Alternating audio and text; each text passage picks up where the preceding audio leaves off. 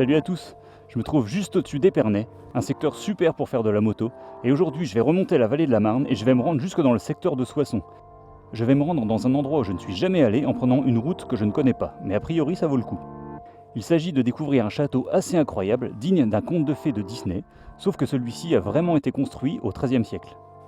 Et en plus, ce château serait libre d'accès et on pourrait monter au haut du donjon, donc j'ai vraiment hâte d'aller découvrir ça. Allez, c'est parti!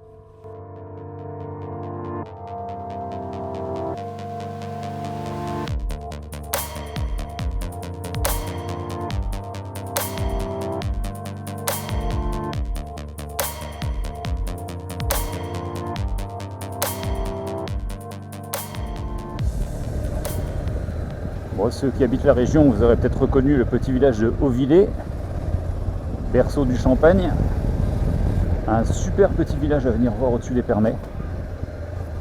J'y reviendrai prochainement pour une vidéo. Aujourd'hui, c'est juste mon point de départ. Mais franchement, c'est très très joli. Et il n'est pas censé pleuvoir aujourd'hui, mais je sais pas pourquoi, je le sens mal. Allez, on redescend sur Épernay.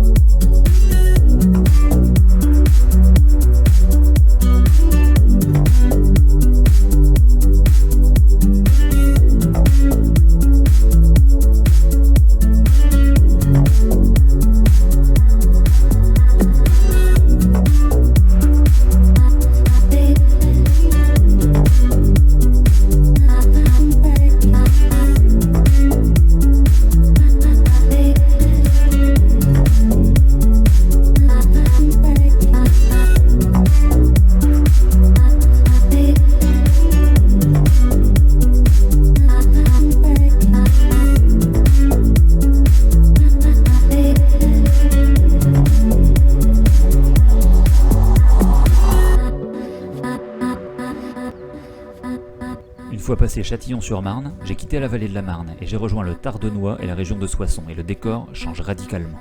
J'ai laissé mon GPS me guider sur des petites routes de campagne, minuscules et très techniques, mais qui m'ont fait voir bien du pays.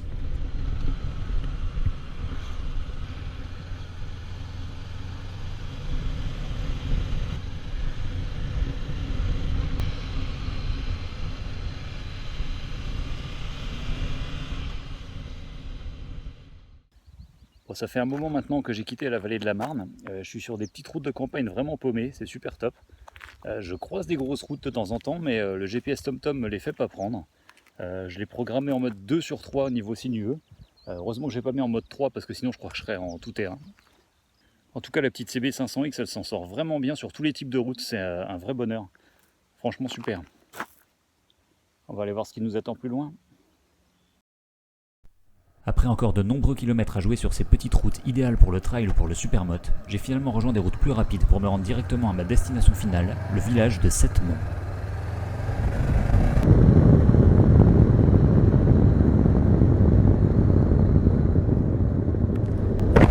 Eh ben nous voilà arrivés.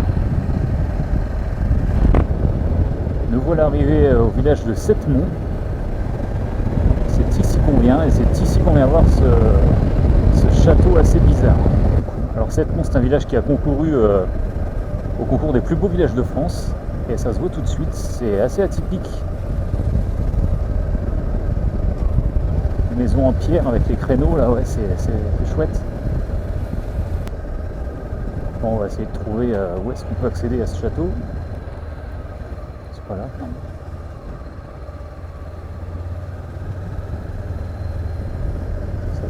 ça. Ah bah nous y voilà, impeccable.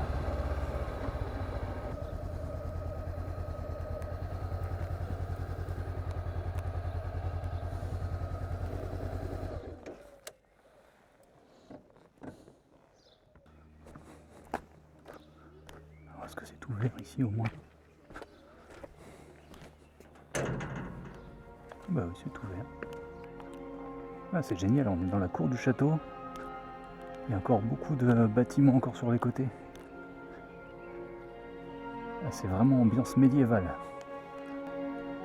C'est super joli.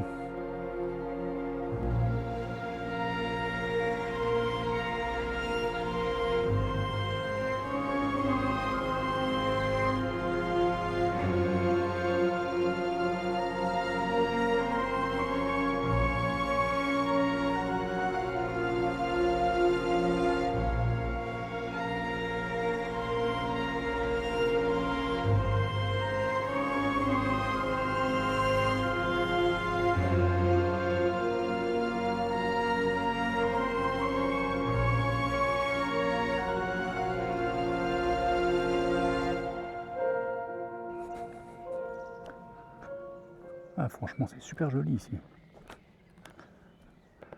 Ah, il y a encore des morceaux de mur et un reste d'escalier. Alors, contrairement à beaucoup d'endroits laissés à l'abandon, ici c'est à la mairie du village qui a fait acquisition du château, je crois, dans les années 90. Et c'est assez génial qu'ils aient pu garder ça en état d'être visité, quoi. C'est super joli. Alors donc, si j'ai bien compris, ici c'est la mairie qui vient ouvrir tous les matins et qui referme tous les soirs.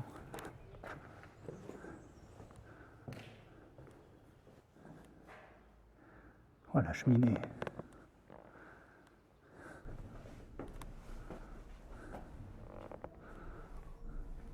Allez, c'est parti. Je crois qu'il y a plus de 150 marches, un truc comme ça. Ah, c'est un terrain de jeu pour les gamins ici. Hein.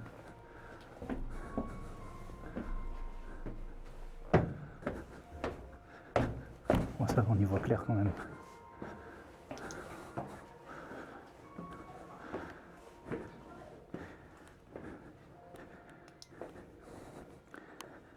On peut visiter tous les étages, mais c'est excellent.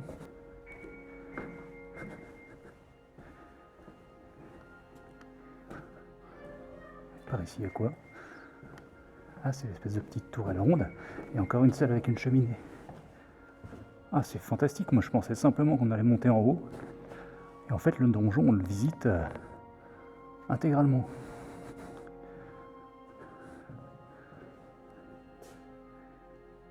Ah, c'est joli ça. Ça reste bien conservé pour un truc qui est ouvert au public. Bon, à quelques gravures quand même. Hop. Bon, on va remonter encore un peu. Là, les marches sont hautes. Ah, on arrive sous le plancher.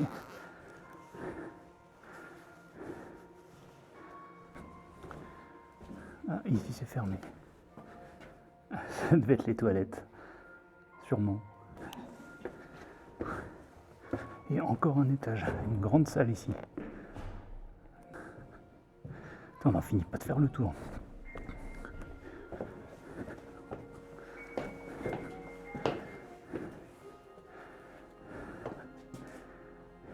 Excellent.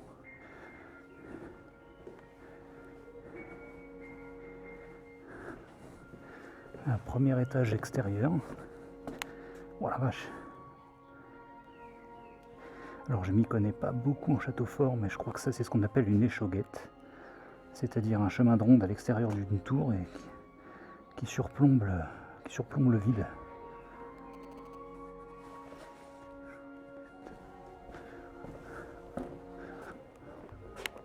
Oh, et puis on n'est encore pas arrivé en haut, la vache. J'ai pas vu. On va faire le tour là. Oh, j'espère que j'aurai assez de batterie pour finir la visite. Hein, un cul-de-sac. Ah, il est quand même bizarrement construit ce truc. Hein. Et encore une grande salle. avec des petits sièges.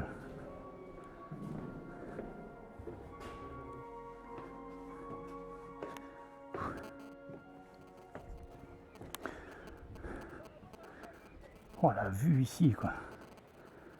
Oh.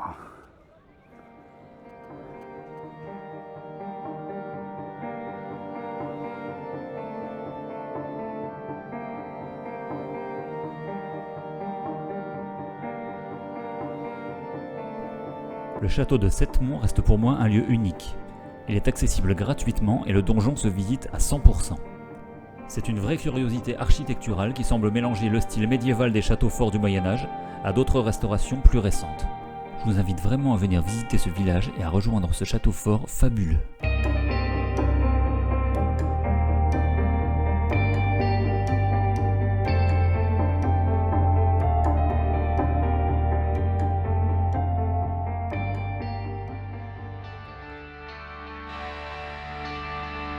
Voilà, cette vidéo est terminée, j'espère qu'elle vous a plu.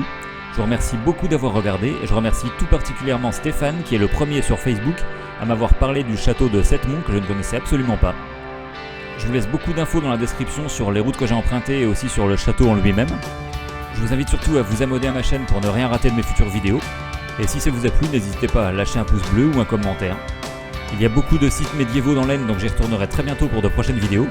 D'ici là, je vous souhaite bonne route et je vous dis à très bientôt. Allez, ciao!